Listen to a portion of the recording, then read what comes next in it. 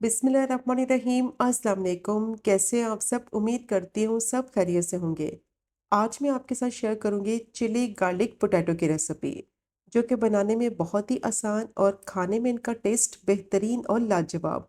बच्चों को lunch box में बनाकर दे सकते हैं, या फिर अगर आपके घर में हाइटी पार्टी है तो एज अ स्टार्टर भी आप ये टेस्टी चिली गार्लिक पोटैटो सर्व कर सकते हैं।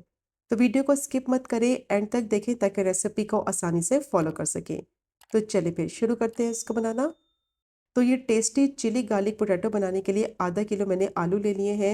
इनको मैंने अच्छी तरह से धोने के बाद छिलका उतार लिया है। अब इनको राउंड स्लाइसिस में काट लेंगे। तो बस रफली मैंने इनको मोटे मोटे स्लाइसिस में काट लिया है। तो सारे आलू को स्लाइसिस में काटने के बाद इनको बॉईल करेंगे। पानी मैंने गर्म कर लिया है तकरीबन 1.5 लीटर के करीब, और ये स्लाइसिस में कटे हुए आलू पानी में डाल देंगे। साथ ही इसमें डालेंगे 1 टीस्पून नमक, और अच्छी तरह से इसको मिक्स करेंगे। फ्लेम को मीडियम टू हाई करेंगे और आलू को बॉईल होने देंगे, और तब तक बॉईल करना है कि आलू अच्छी तरह से सॉफ्ट हो जाएं। अब मीडियम टू हाई फ्लेम पे आलू को मैंने बॉईल कर लिया है तकरीबन 8 से 9 मिनट के लिए। तो आलू देखें कितनी अच्छी तरह से सॉफ्ट हो गए हैं। ज़्यादा भी इनको ओवर बॉईल नहीं करना है, वरना क्या होगा कि आलू के अंदर पानी एब्जॉर्ब हो जाएगा और फिर ये चिली गार्लिक पोटैटो ना सही से नहीं बनेंगे। अब जैसे ही आलू गल जाएंगे ना, इनको फ़ौरन से छलनी में निकाल लेंगे और रूम टेम्परेचर पर अच्छी तरह से ठंडा करेंगे। और जैसे ही आलू ठंडे हो जाएंगे ना, तो फिर इनको एक बाउल में ट्रांसफ़र करेंगे और मैशर की मदद से मैश कर लेंगे। और अगर आपके पास इस तरह का मैशर नहीं है, तो आप इसको कद्दूकश की मदद से भी मैश कर सकते हैं, या फिर किसी चम्मच की मदद से मैश कर लें। अच्छी तरह से आलू का स्मूथ पेस्ट होना चाहिए, इसमें गुठली बिल्कुल नहीं होनी चाहिए। तो मैशर की मदद से आलू को मैंने अच्छी तरह से मैश कर लिया है। अब इसमें डालेंगे 1/4 टीस्पून नमक। नमक मैंने पहले भी डाला था, तो नमक की क्वांटिटी आप अपने हिसाब से डालें। 3 टेबलस्पून इसमें कॉर्नफ्लावर ऐड करेंगे। अब अच्छी तरह से इसकी मिक्सिंग करेंगे, और तब तक इसको मिक्स करना है कि ये एक डो फॉर्म में आ जाए। और अगर आपके पास कॉर्नफ्लावर नहीं है तो इसकी जगह आप चावल का आटा भी इस्तेमाल कर सकते हैं। अच्छी तरह से इसको मसल मसल कर मिक्स करना है। तो देखें एक डो फॉर्म में आ गया है, बहुत अच्छी तरह से इसकी बाइंडिंग हो गई है। जैसे ही ये डो फॉर्म में आ जाएगा ना, तो इसका मतलब है मिक्सचर बिल्कुल परफेक्ट बना है। अब इसके बॉल्स बनाएंगे, तो अगर आपके पास इस तरह का चम्मच है ना, तो वो ले ले। इससे क्या होगा, परफेक्ट एक ही साइज के बॉल बनेंगे। तो बस चम्मच की मदद से थोड़ा थोड़ा मिक्सचर लेते जाएंगे, और राउंड शेप में इसको बनाकर बॉल की शेप दे देंगे। तो बहुत ही बेहतरीन देखें बॉल की शेप बन गई है। अब ये बॉल टूटेगा भी नहीं, परफेक्ट ये चिली गार्लिक पोटैटो बनेंगे।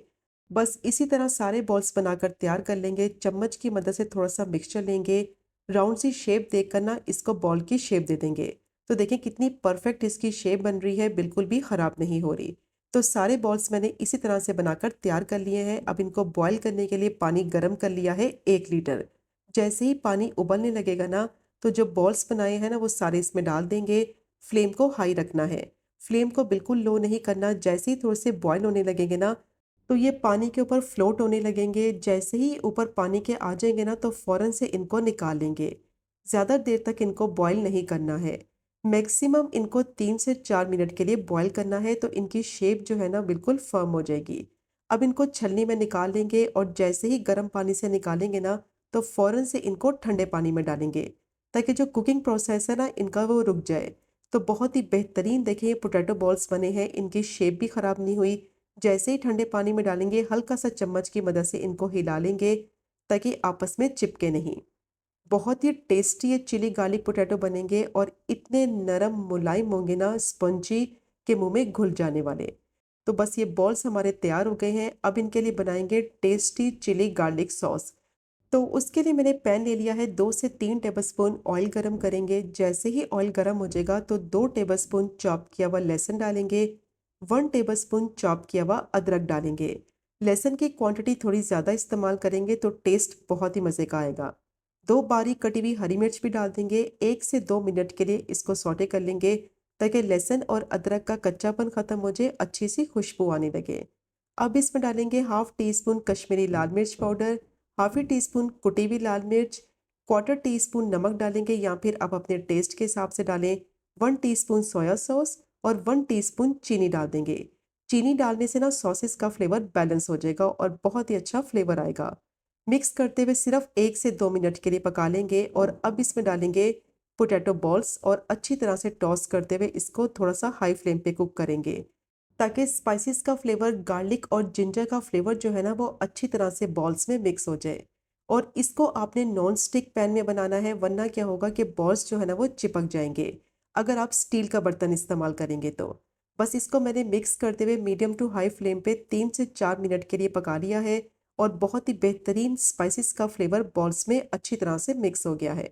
अब इसमें डालेंगे 1 टेबलस्पून टोमेटो केचप, 1 टीस्पून सफ़ेद तिल डालेंगे, बारीक चॉप किया हुआ हरा धनिया डालेंगे और अच्छी तरह से स्टर फ्राई करते हुए 1 से 2 मिनट के लिए हाई फ्लेम पे पका लेंगे, ताकि तीनों चीज़ों का फ्लेवर बॉल्स में अच्छी तरह से मिक्स हो जाए।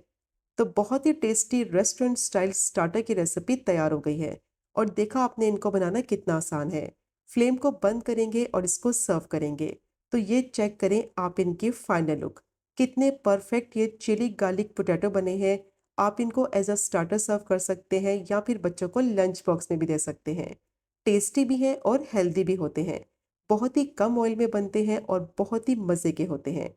तो बहुत ही बेहतरीन रेसिपी है, मस्ट ट्राई कीजिएगा। अगर आपको आज की वीडियो पसंद आए, आज की रेसिपी पसंद आए, चैनल को सब्सक्राइब करें, वीडियो को लाइक करें और शेयर करें। इंशाल्लाह मिलेंगे अगले कुकिंग व्लॉग में फिर एक नए रेसिपी के साथ। तब तक मुझे अपनी खास दुआ में याद रखें। अल्लाह हाफिज़।